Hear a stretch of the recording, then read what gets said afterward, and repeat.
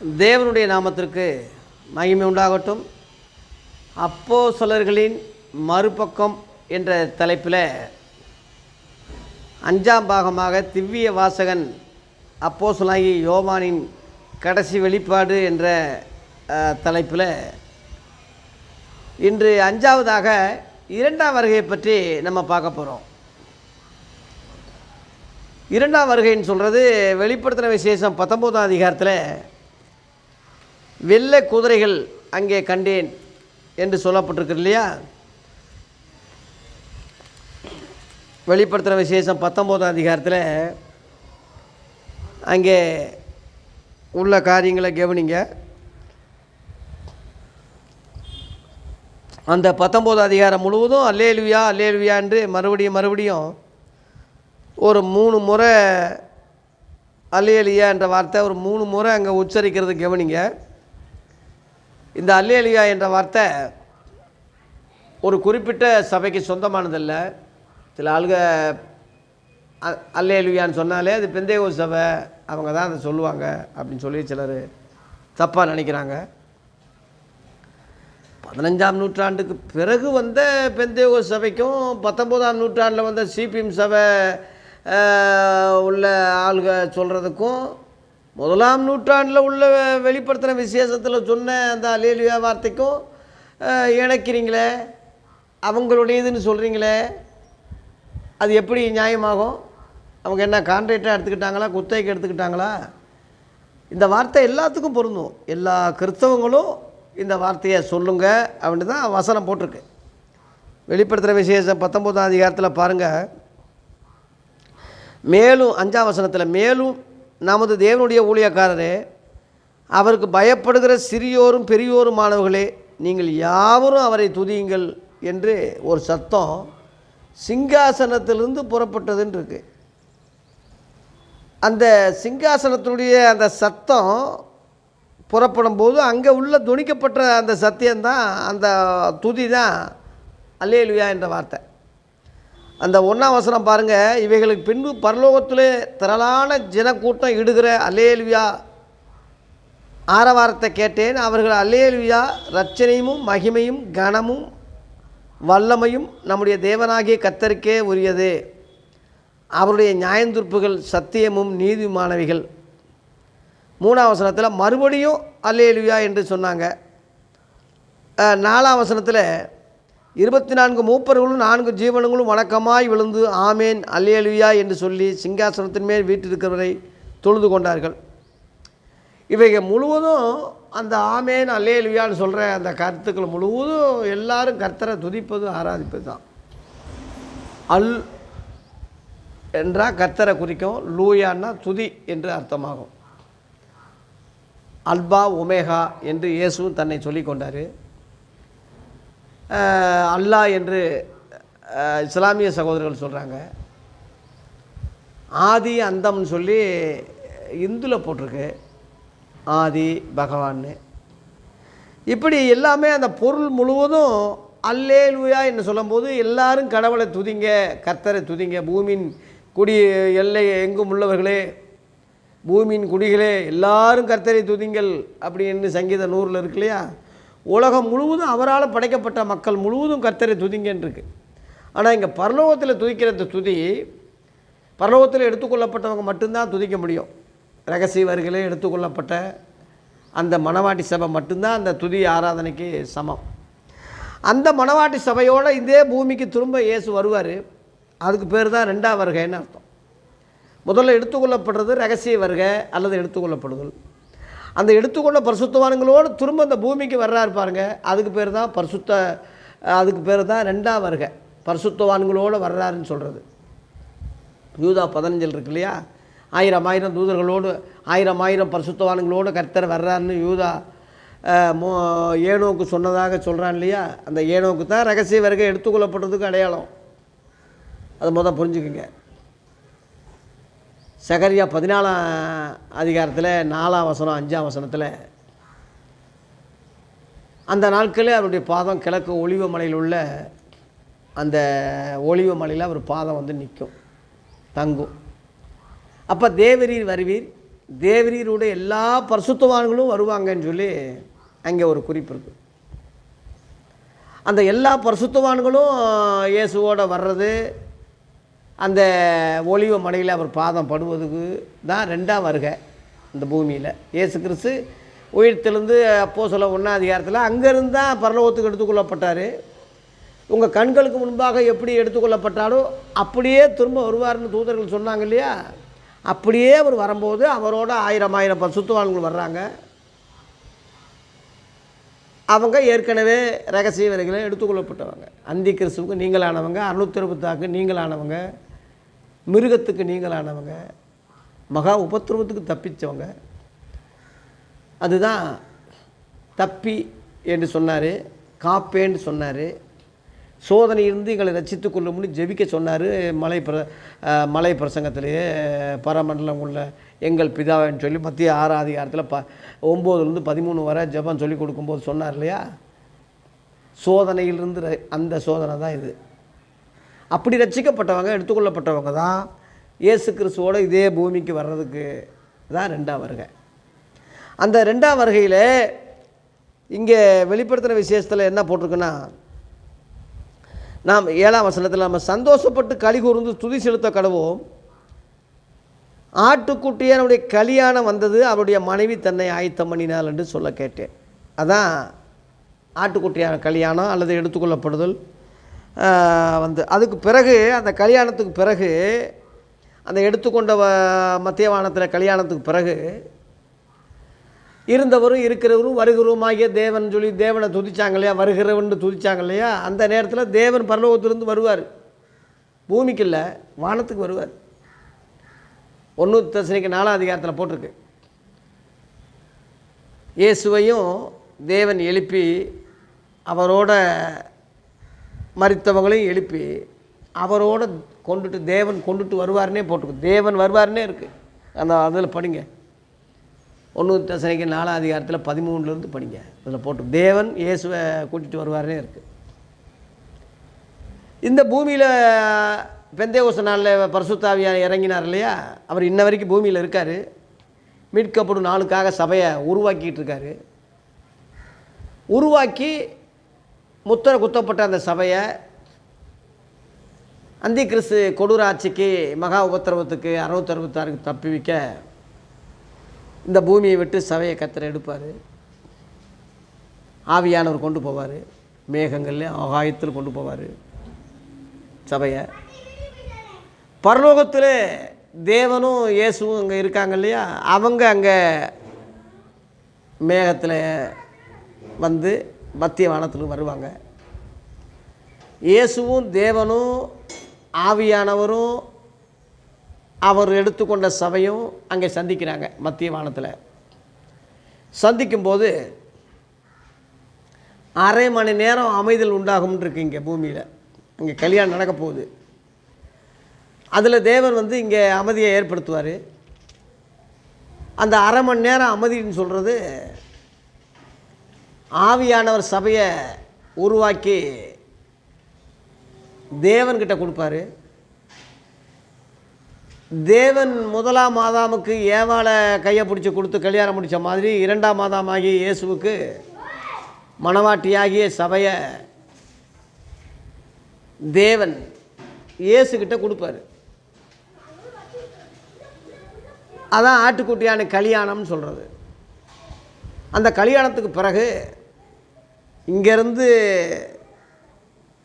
சபை எடுத்துக்கொண்டு போன ஆவியானவர் அங்கேருந்து வந்த தேவனும் பரலோகத்துக்கு முந்தி இருந்த இடத்துக்கு திரும்ப போயிடுவாங்க. அங்கேருந்து வந்த இயேசுவும் இங்கேருந்து எடுத்துக்கொள்ளப்பட்ட மணவாட்டி சபையும் திரும்ப இதே பூமிக்கு வருவாங்க. அதுக்கு பேர் தான் ரெண்டாம் வருகை. அதான் இங்கே வெள்ளை குதிரையில் வர்றாங்கன்னு போட்டிருக்கு. இங்கே வாசிங்க 11 வெளிப்படுத்தல் 19:11. இதோ பரலோகம் திறந்திருக்க கண்டேன், இதோ ஒரு வெள்ளை குதிரை காணப்பட்டது, அதன் மேல் ஏறியிருந்தவர் உண்மையும் சத்தியம் உள்ளவர் எனப்பட்டார், அவர் நீதியாய் நியாயந்தீர்த்து யுத்தம் பண்ணுகிறார். அப்போ இயேசு கிறிஸ்து வந்து யுத்தம் பண்ண தான் இங்கே வர்றார். அதான் அருமதேகன் யுத்தம். இந்த பூமிக்கு வர்றது நியாயாதிபதியாக வர்றாரு. ரட்சகராக வந்தவர் இப்போ நியாயாதிபதியாக வர்றாரு. ரட்சிக்க வந்தவர் இப்போ சண்டை போட வர்றாரு. அப்போ அவருடைய கண்கள் பாருங்கள் அக்னி ஜுவாலையை போல இருந்தனே இருக்கு. அக்னி ஜுவாலையாக அவர் கண் மாறிடுச்சு. குமாரன் கோபம் கொள்ளாமலும் இருக்கு இல்லையா, அந்த மாதிரி ஆயிடுச்சு. அப்போ பரலோகத்தில் இரத்தத்தில் 13ஆம் வசனம் பாருங்கள், இரத்தத்தில் தோய்க்கப்பட்ட வஸ்திரம் தரித்திருந்தார். அவருடைய நாமம் தேவனுடைய வார்த்தை என்பதே. இயேசுவுக்கு உண்மையான பேர் தேவனுடைய வார்த்தை தான். வார்த்தை என்று இங்கே சொல்லலை, வார்த்தை என்பதே அதுதான் ஒரிஜினல் பேர் இயேசுவுக்கு. இயேசு காரண பேர் தான்.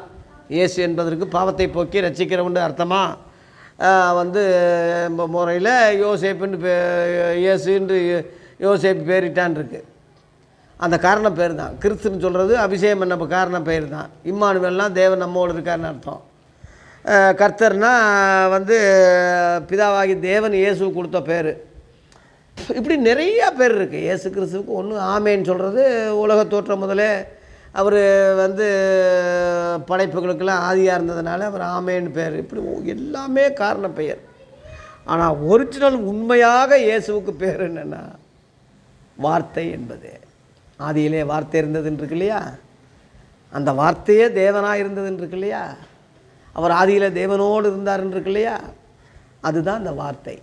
பரலோகத்தில் சாட்சியிடுகிற மூவர்னு சொல்லும்போது பிதா பிள்ளி வச்சிருக்கு, வார்த்தை பிள்ளி வச்சிருக்கு. பரிசுத்த ஆவி என்பவர்களே இம்மூவரும் ஒன்றாய் இருக்கிறார்கள். இருக்கிறார்னா திருத்துவம் பொருந்தும். இருக்கிறார்கள்னா திருத்துவம் என்ற வார்த்தை அங்கே பயன்படுத்தக்கூடாது. 1 யோவான் 5:7 தப்பாக பேசாதீங்க. மூவர் தான், ஒருவர் அல்ல. ஒருவர் மூவர் அல்ல, மூவர் தான், தனித்தனி நபர்கள் தான். நிறைய அதை குறித்து நான் விளக்கம் பேசியிருக்கேன். ஆகவே அந்த சேனைகள் முழுவதும் மணவாட்டிகள் என்னப்படுது. இயேசு வெள்ளை குதிரையில் வர்றாரு, இதோ மேகங்களுடனே வருகிறார் அப்படின்ட்டு இருக்கு இல்லையா.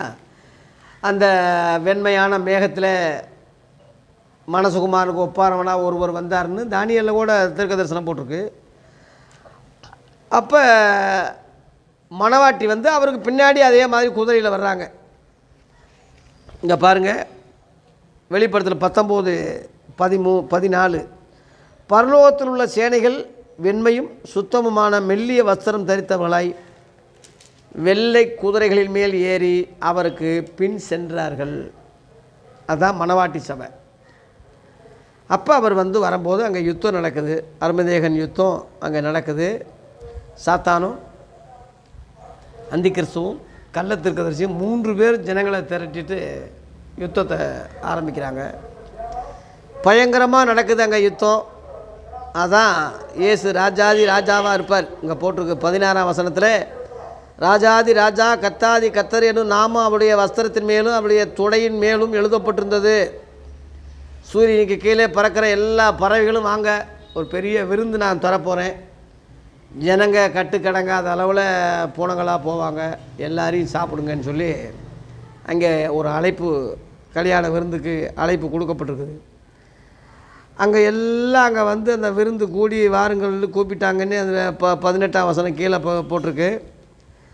அப்போ 19ஆம் வசனத்தில் மிருகமும் பூமியின் ராஜாக்களும் அவருடைய சேனைகளும் குதிரையின் மேல் ஏறி இருக்கிறவரோடும் அவருடைய சேனையோடும் யுத்தம் பண்ணும்படி கூடி வர கண்டேன். இயேசுவோடும் அவரோடு வந்த மணவாட்டி சபையோடும் யுத்தம் பண்ண கண்டேன்.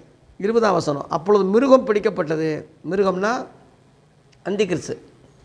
மிருகத்துக்கு முன்பாக செய்த அற்புதங்களால் அதன் முத்திரைகளை தரித்தவர்களையும் அதன் சொரூபங்களையும் வணங்காதவர்களையும் மோசம் போக்கின கள்ள தீர்க்கதரிசியும் கூட பிடிக்கப்பட்டான். இருவரும் கந்தக அரிகிற அக்னிக்கல்ல உயிரோடு தள்ளப்பட்டாங்க. அந்திகிறிஸ்துவும் கள்ள தீர்க்கதரிசியும் அக்னி கடலில் கர்த்தர் தள்ளிடுவார். இதுதான் ஃபைனல். அவங்களுக்கு அது முடிவு தான். இவங்க 2 பேரும் அசுத்தாவிகளோ தூதர்களோ அல்ல, இவங்க மனுஷர்கள். அந்த மனுஷர்கள்னு சொல்லணும்னா உயிரோடு இருக்குது, உயிர்ன்னு இருக்குது. உயிர் ரத்தம் தானே. அதனால் அசுத்தாவிக்கு தீய சக்திக்கு தூதர்களுக்கு ரத்தம் இருக்காது. அதனால் அவங்க மனுஷர்கள் தான். சாத்தான் அவங்கள பயன்படுத்துவான். அதனால தான் அவங்கள உயிர்னு போட்டிருக்கு. உயிரோடு அவங்க தள்ளப்படுவாங்க. அதான் ஃபைனல். அதோடு அவங்க கதி முடிஞ்சிடும். அடுத்து சாத்தானை கட்டி 1000 வருஷம் வந்து பாதாளத்தில் தள்ளுவார்.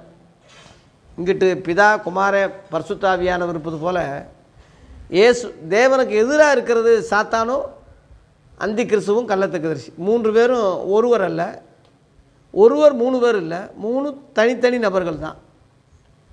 இதை வச்சாவது இவங்கள புரிஞ்சுக்குங்க. பிதா இயேசு அல்ல, இயேசு பிதா அல்ல, பிதா ஆவியானவர் அல்ல, ஆவியானவர் இயேசு அல்ல, மூவரும் தனித்தனி நபர்கள் தான்.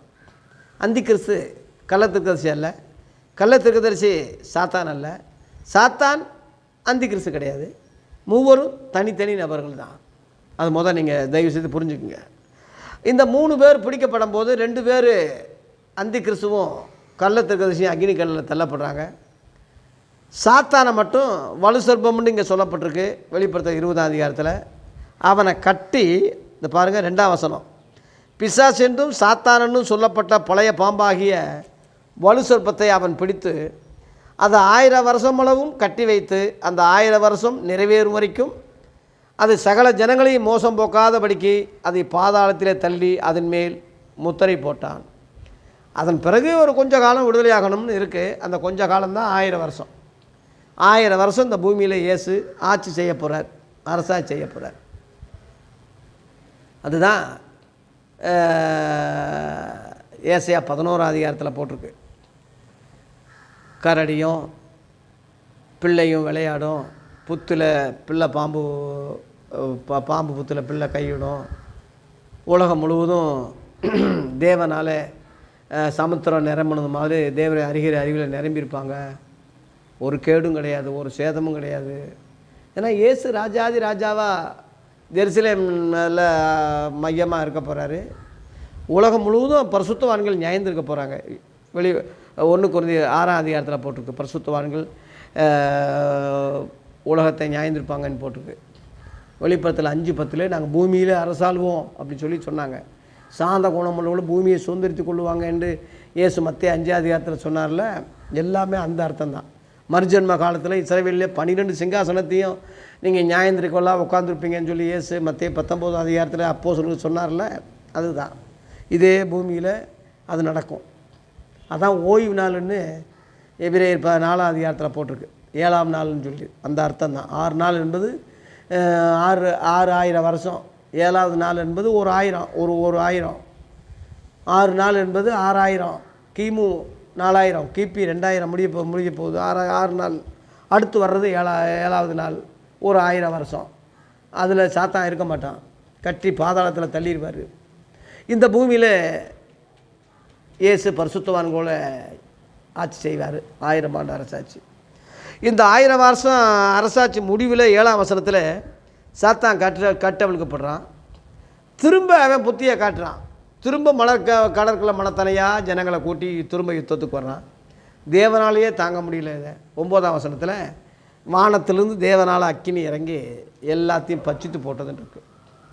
அதான் முதல்ல தண்ணியில் அழிஞ்ச மாதிரி இப்போ நான் அக்னியில் அழிக்க போகிறேன்னு சொல்லி அக்னிக்கு இரையாக வைக்கப்பட்டிருக்குன்னு சொல்லி 2 பேதுரு 3ஆம் அதிகாரம் 7ஆம் வசனத்தில் போட்டிருக்கல. இன்றைக்குள்ள வானமும் பூமியும் அந்த வார்த்தையினாலே அக்னிக்கு இரையாக வைக்கப்பட்டு சோதோம் கோமரா எப்படி அக்னியில் அழிஞ்சது ரோத்துன்னு காலத்தில் நடந்து போலவும் நடக்கும்னு சொன்னார்ல, அதுதான் அக்னியில் பஸ்வமாயிரும், இறைஞ்சிடும். இன்றைக்கி அது அடையாளம் தான் இந்த அக்னி நட்சத்திரம், இந்த அக்னி வெயில், இந்த 107 டிகிரி அடிக்குது, 110 வரைக்கும் அடிக்குது. இன்றைக்கி தாங்க முடியல வெயில். இதுக்காகவே முதியோர்கள் பெரும்பாலும் ஆளுகை செத்துடுறாங்க. வயசான ஆளுங்க, மேலுக்கு முடியாதவங்கெல்லாம் இந்த அக்னியில் தாங்க முடியல. இந்த மாதிரி சூரியனில் ஒரு தேவதூதன் சூரியனிலேயே கலசம் ஊற்றுனான் இருக்கு. ஜனங்கள் தகிக்கப்பட்டாங்கன்னு இருக்கு. புண்களால் தேவனை தூசித்தாங்க இல்லாமல் அவங்க மணந்துருமலைன்னு போட்டிருக்கு. உஷ்ணம் அதிகரிச்சிடும். இன்னும் வர வர வர வர சூரியன் இப்போ பனிக்கட்டிகள்லாம் கரையுது. இப்போ உஷ்ணம் தாங்க முடியல. பனிக்கட்டி மலைகள் முழுவதும் கரைஞ்சி தண்ணியாக போகுது.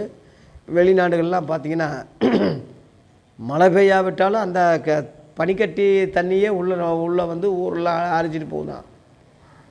சென்னையில் உள்ள கடல் வந்து நீர்மட்டம் உயருது. இன்னும் ஒரு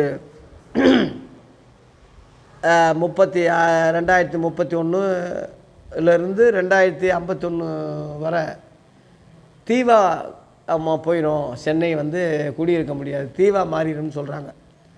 கடலோர பகுதிகள் முழுவதும் 12 பட்டணங்கள் காலியாக போயிடும்னு சொல்லி நாசா விஞ்ஞானி அமெரிக்காவில் சொல்லியிருக்காங்க. அதனால் இனி காலம் செல்லாது, இனி ரொம்ப பட்ஜெட்லாம் போட முடியாது. ஆகவே தேவ பிள்ளைகளே, இப்போ உலகம் அக்னியில் சூடாகிட்டு இருக்கு, அக்னியில் அழிய போகுது. அதுக்கு அடையாளமாக வெளிப்படுத்தல் 29 தேவனாலே அக்னி இறங்கி எல்லாரையும் பட்சித்து போட்டு ஒருவரும் எல்லாரும் மறுரூபமாக்கப்பட்டு எடுத்துக்கொண்டாங்கல்ல பரிசுத்தவான்கள். அவங்க எப்படி சாவாங்க? அவங்க மாம்சம் இல்லையே. அதனால் பரிசுத்தவான்கள் எடுத்துக்கொள்ளப்பட்டவங்க, காக்கப்பட்டவங்க, அவங்களுக்கு அந்த அக்னி பாதிக்காது, இயேசுவை பாதிக்காது. மற்றபடி எல்லாரும் மாம்சமானவர்கள் எல்லாரும் அக்னியில் அழியப்படுவாங்க. அதான் அக்னியில் அழிய போகுது, அக்னிக்கு இரையாக வைக்கப்பட்டிருக்கு. இந்த அக்னிக்கு தப்பிக்க ஜாக்கிரதையாக இருங்க, அக்னியிலிருந்து விடுதலை பெற ஜாக்கிரதையாக இருங்க. இன்னும் அடுத்து நித்திய நியாயந்தீர்ப்பை பற்றியும் கடைசி எச்சரிப்பை பற்றியும் இந்த 2 பகுதியை சொல்லி இதை நிறைவு செய்ய போகிறேன். விரிவான விளக்கங்களுக்கு என்னுடைய புஸ்தகங்களை படிங்க. என்னுடைய யூடியூப்பில் கடைசி கால சத்தியங்களை வெளிப்படுத்தின விசேஷ விளக்க உரைகள் விரிவாக பேசியிருக்கேன், அதை பாருங்கள். கர்த்தர் நம்மை ஆசீர்வதிப்பாராக. நன்றி.